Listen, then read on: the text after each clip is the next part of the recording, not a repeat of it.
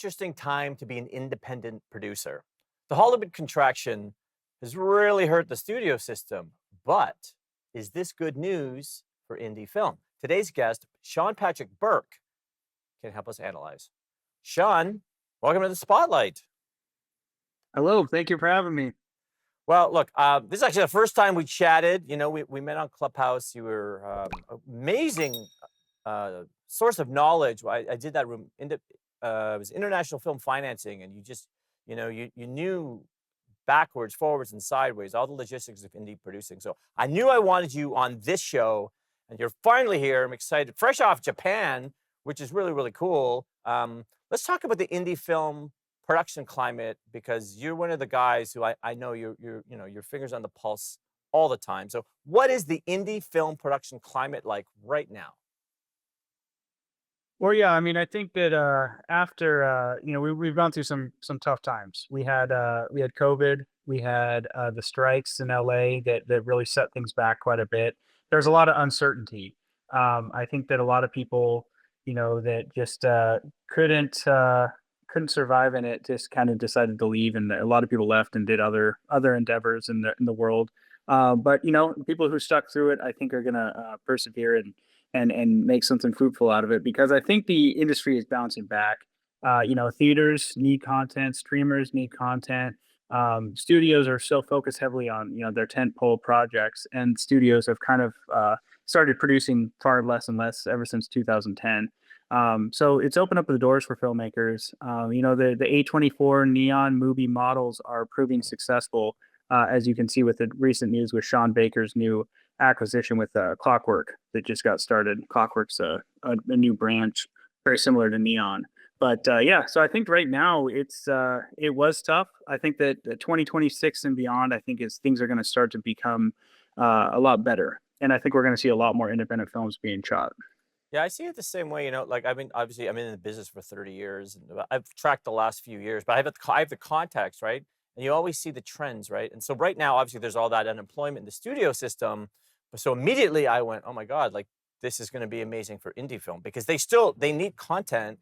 So if the studios are struggling, I just go, "Well, this must be a positive sign for the indie space." Is that correct? Yeah, that's absolutely correct. I mean, I think the studios, it's sad to see with all the changes and everything happening there, and how many people have become unemployed because of the studio instability and all these mergers and acquisitions of companies, because the studios employed so many wonderful people, and they're a big part of the ecosystem. I mean, the independent film industry has really thrived because of the studios and because of what they focus on. It allows us to do things differently. But so it's kind of sad to see how much instability is happening there in the studio world and that ecosystem. But I think that indie film fills a void, and that's what it's been doing ever since. Really, like I said, in 2010 is when studios really started to focus on tentpole productions and started to really focus on prequels, sequels, and remakes, and large IP projects that they started producing far less and less films. And that's when independent films really started taking off. And that's when we started seeing the Academy Awards being, not dominated by independent films, but they were taking over quite a bit of, Best Picture, Best Directors. Right. And I think we're going to continue to see that trend as things move forward. I agree. I would say dominated because the Oscars, they seem completely dominated by indie film right now. And I just think it's going to be more and more. I'm looking at these casts are completely stacked. I don't know. I think it's going to be indie film's about to explode. Okay, what about the creator economy? We only have a minute left, but where does the creator economy fit in with indie producing? I think independent filmmaking and creative economy go hand in hand. I mean, like I said, because of COVID, I think that things were shut down for a while. But what COVID did is it allowed people to be accepted through Zooms and through other mediums to be able to have meetings and whatnot. So, and because of incentives and rebate programs that are all happening all over the country and the world, I think the creative economies are growing at an exorbitant rate right now because you don't have to be in LA, you don't have to be in New York, you don't have to be in Toronto. You could be anywhere. I'm in Washington State. I'm able to do it here. People can be in places, and they're surrounded by creative economies. And so I think independent communities are coming together. They're making films. There's studios being built in like Montana and like New Jersey, all over the Right, right. place. And so yeah, definitely works in our favor. Okay, I'm gonna go commercial. I want to talk financing with you in the next segment, and I know how knowledgeable you are in that area. We've got Sean Patrick Burke for 3 more segments on the spotlight.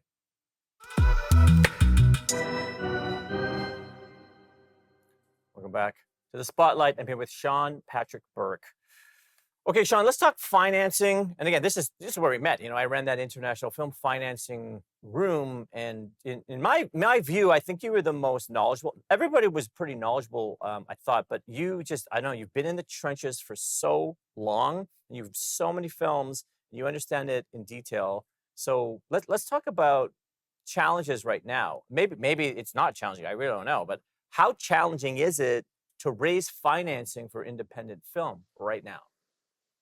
I mean, raising money for any endeavor is difficult. As you know, it's just difficult to raise funds for any type of business or project you're doing. Film is incredibly difficult because it is traditionally a very volatile industry. So it makes it harder for producers to go out and raise money because there's so much uncertainty. And I think that one spark starts a prairie fire is the kind of the deal that you kind of have to go with in terms of like the ideology with it. If an investor gets burned by a film that does not succeed, they're going to go and tell 10, 20, 30 of their friends that are also investors don't invest in film, and it makes it really difficult for filmmakers to go and raise financing for projects. That's why I coach filmmakers a lot on how to properly approach this and how to present your projects. Never overpromise, never give any guarantees. The best thing to do is to really mitigate as much risk as possible, and that's kind of what we were talking about a little bit before we started. Was with these incentives and soft money that are around the world, you're able to mitigate that risk. But right now, I think it's becoming a little bit easier in terms of for the film stuff, but we also have to deal with the world politics that make it really difficult. The market is a little bit difficult right now, so that does play into the factors of making it a little bit harder. But right now, I think that film is becoming more and more of a legitimate investment in the independent world. But it's all about what you can put together and having a proper track record. So it seems to me it's very logical that, if the economy is more stable, people are more likely to invest in film, right? Because it's sort of like they're feeling better, they can take some more risks. Is that true? I think so. I think but it really comes down. One thing I've learned about like working with investors over the years is it's such a relationship based, industry. If just investing in general, I think that you really have to get to know your investors, and I think that investors also have to have some sort of an interest in cinema, some sort of a interest in film or arts. That helps significantly. But they really have to get to know you, and it's really they're not just investing in a movie, they're investing in you. And that's the biggest thing that you have to really present yourself and your team as best as you can. And the best way to do that is to show what you can do properly with a track record. That's interesting, because I think about that a lot, because obviously film is a risky investment. And so I was like, what is the main incentive for investors, right? In the world of film, so volatile. So is it just relationship? Is it the story? Like, what do you find is generally true? It depends on the investor. Mhm. I had an investor that was with me for years. We did a bunch of projects together. He unfortunately tragically passed away a couple years ago.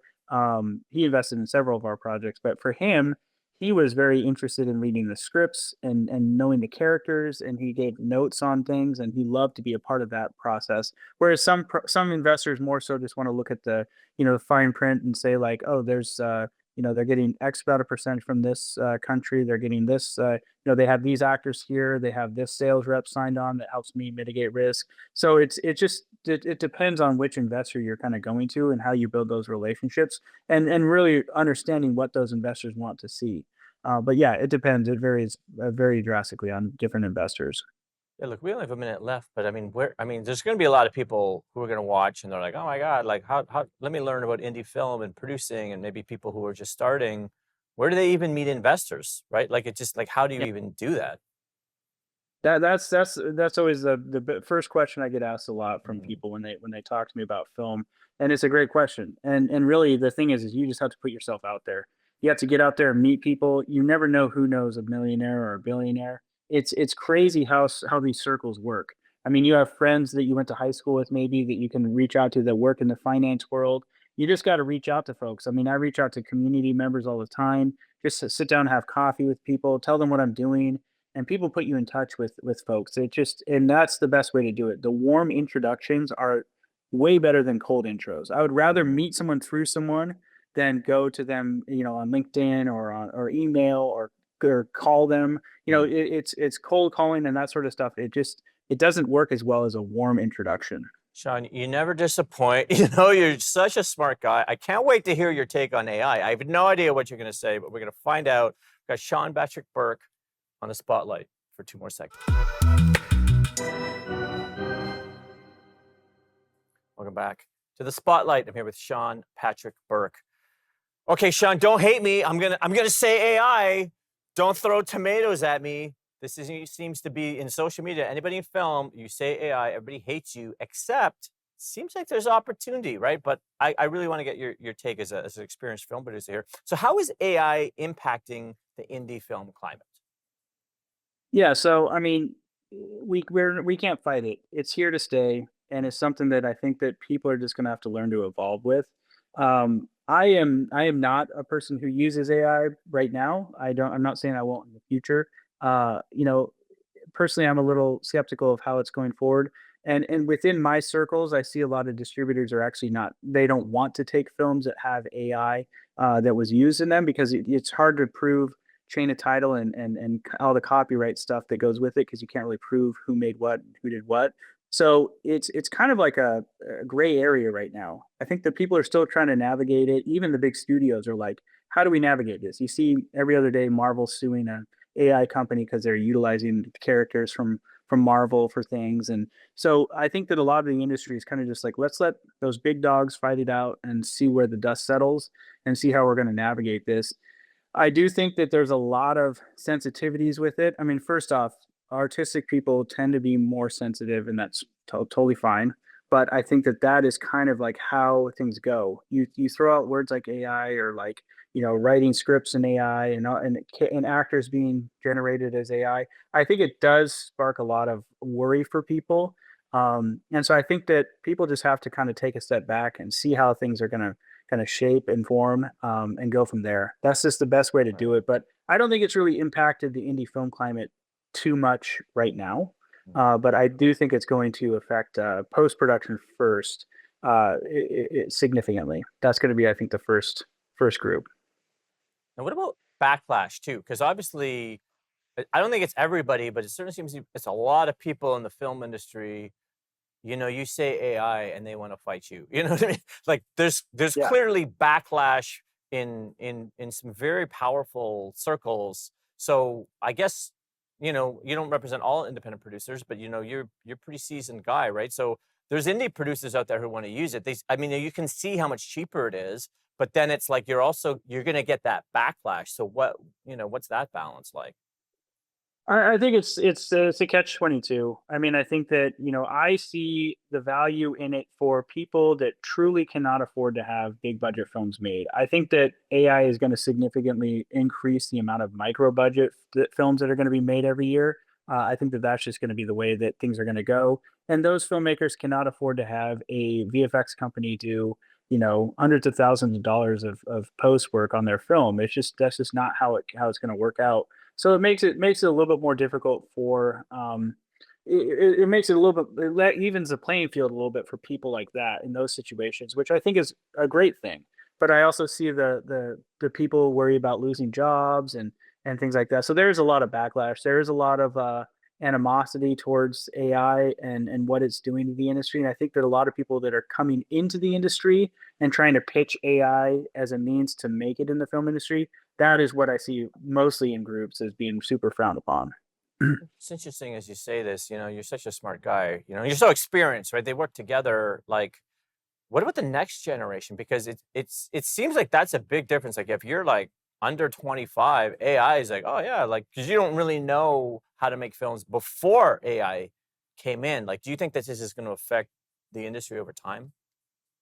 I think it will massively. I think I've been saying this from day one, but I think we're going to get into an organic versus non-organic type situation where we're going to have non-organic being AI films and organic being just like not no AI.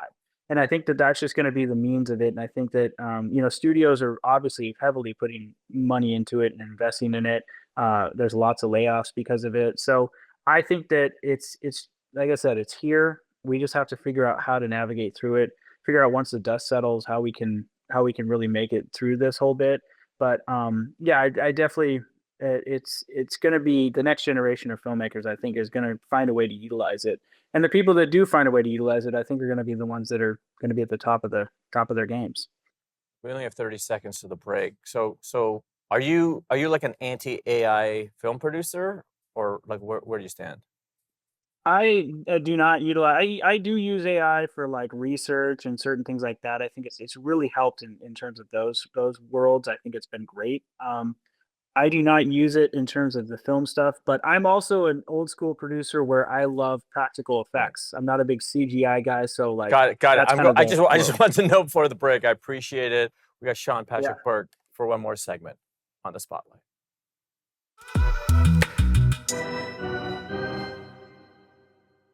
Welcome back to the spotlight. I'm here with Sean Patrick Burke.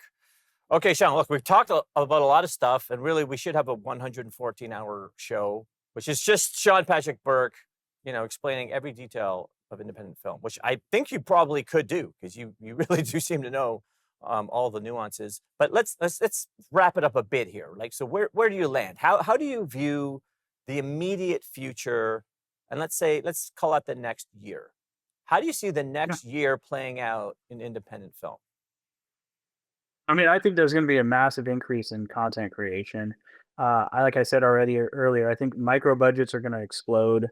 I think there's going to be a lot of those, and I think anything under 1 million to me is considered micro budget. Obviously, there's much less that people do.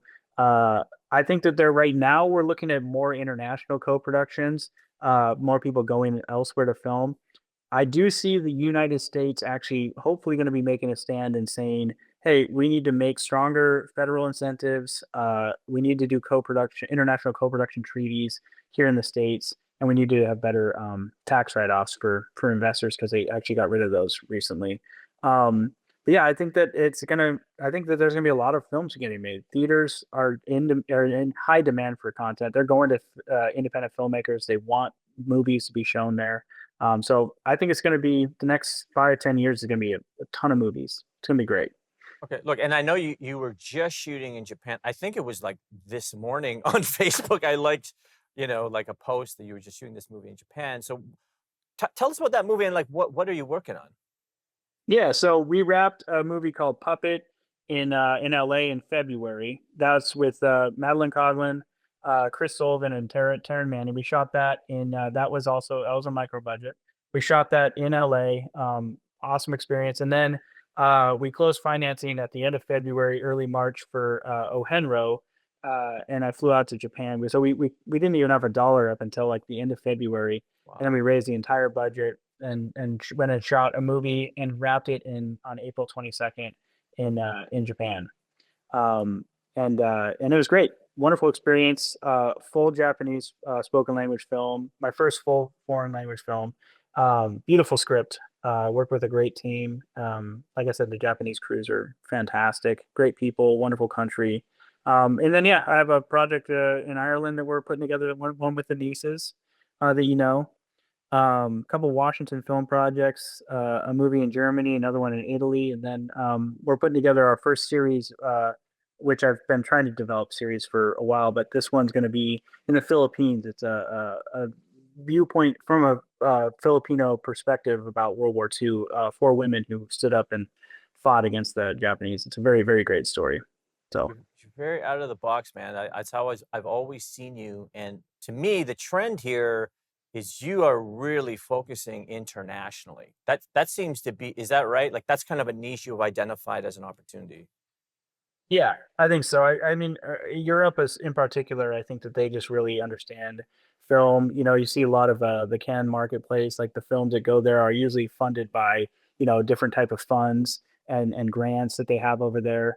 I think that they just understand filmmaking in terms of independent filmmaking. I think that in the United States, it's very transactional and very much catered towards studio structures, which make it a little bit harder for independent filmmakers to succeed in the United States. That's where I think Europe and international countries just offer that right now. And hopefully things do change and we can be able to come back to the States and shoot more.